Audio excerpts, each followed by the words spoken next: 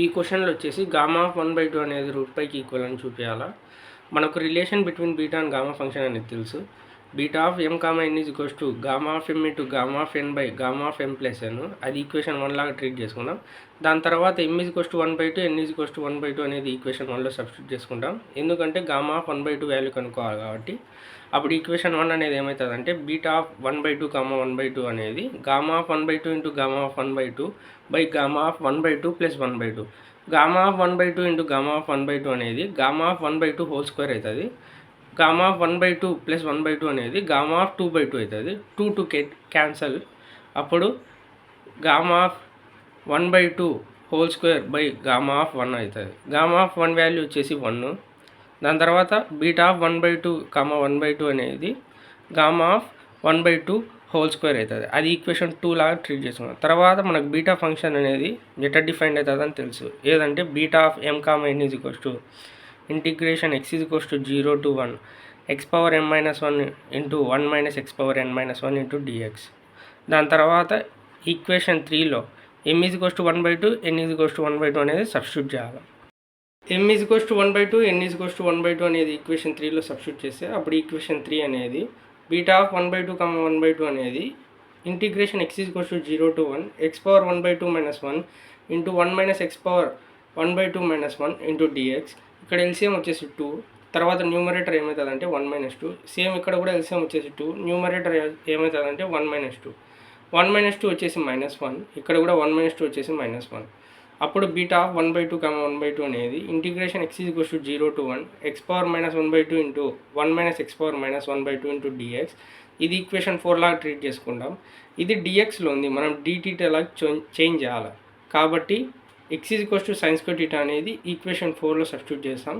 దాని ముందు డిఫరెన్షియేషన్ అనేది చేస్తాము with respect to theta.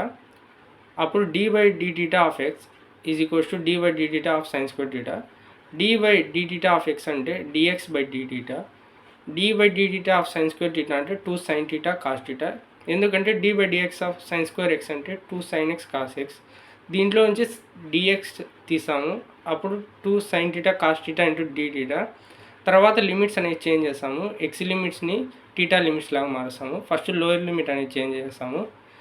Lower limit ఏముందంటే ఎక్స్లో 0 ఉంది. అప్పుడు 0 is equals to sine square theta అంటే ఎక్స్ ప్లేస్లో 0 సబ్స్టిట్యూట్ చేస్తాము. అప్పుడు సైన్ స్క్వేర్ థీటా అనేది 0.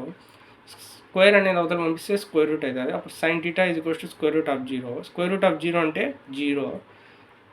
అప్పుడు sine theta is equals to 0ని ఎలా రాసుకోవచ్చు అంటే సైన్ 0 డిగ్రీస్ రాసుకోవచ్చు. అప్పుడు థీటా ఏమవుతుంది అంటే 0 అవుతుంది. తర్వాత అప్పర్ లిమిట్ అనేది x ఈజ్ ఈక్వల్స్ టు 1 ఉంది. అంటే మనము x is equals to sine square థీటాలో x ప్లేస్లో 1 అని సబ్స్టిట్యూట్ చేస్తాము. అప్పుడు 1 is equals to sine square theta. Sine square theta is equals to 1. తర్వాత స్క్వేర్ అనేది అవతల పంపిస్తే స్క్వేర్ రూట్ అవుతుంది. Sine theta is equals to square root of 1. Square root of 1 అంటే 1. సైన్ 90 డిగ్రీస్ అంటే 1 కాబట్టి సైన్ π/2 అని రాసుకున్నాము. అప్పుడు థీటా ఈజ్ ఈక్వల్స్ టు π/2 అవుతుంది. దాని తర్వాత dx ప్లేస్లో 2 sine theta cos theta into d theta అనేది సబ్స్టిట్యూట్ చేసాము. ఎక్స్ ప్లేస్లో సైన్ స్క్వేర్ థీటా అనేది సబ్స్టిట్యూట్ చేసాము. ఇక్కడ x is equals to 0 to 1 ఉంది. మనం థీటా క్యాలిక్యులేట్ చేసినాం. లోయర్ లిమిట్ వచ్చేసి 0, అప్పర్ లిమిట్ వచ్చేసి π/2 కాబట్టి థీటా ఈజ్ ఈక్వల్స్ టు π/2 అని రాసుకుంటాము. ఈక్వేషన్ 4 అనేది బీటా ఆఫ్ 1/2 1/2 అనేది integration theta is equals to 0 to π/2 sine square theta power minus 1/2 1 minus sine square theta power minus 1/2 into 2 sine theta cos theta into d theta. మనకు sine square theta plus cos square theta అనేది 1కి equal అని తెలుసు. అప్పుడు 1 minus sine square theta అంటే cos square theta. ఇక్కడ cos square theta రాస్తాము. దాని తర్వాత 2 అనేది కాన్స్టెంట్ కాబట్టి ఇంటిగ్రేషన్ ముందు రాస్తాము.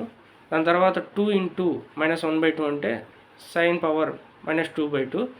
సేమ్ ఇక్కడ 2 ఇంటూ మైనస్ 1/2 అంటే కాస్ పవర్ మైనస్ 2/2. 2 అనేది క్యాన్సిల్ అవుతుంది. అప్పుడు sine inverse theta cos inverse theta sine theta cos theta d theta. Sine inverse theta అనేది 1 సైన్ థీటా లాగా రాసుకోవచ్చు. కాస్ ఇన్వర్స్ థీటా అనేది 1 కాస్ థీటా రాసుకోవచ్చు. Into sine theta cos theta. ఇక్కడ sine theta ఇక్కడ సైన్ థీటా క్యాన్సిల్ అవుతుంది. Cos theta cash theta cancel అవుతుంది. అప్పుడు 1 మిగులుతుంది.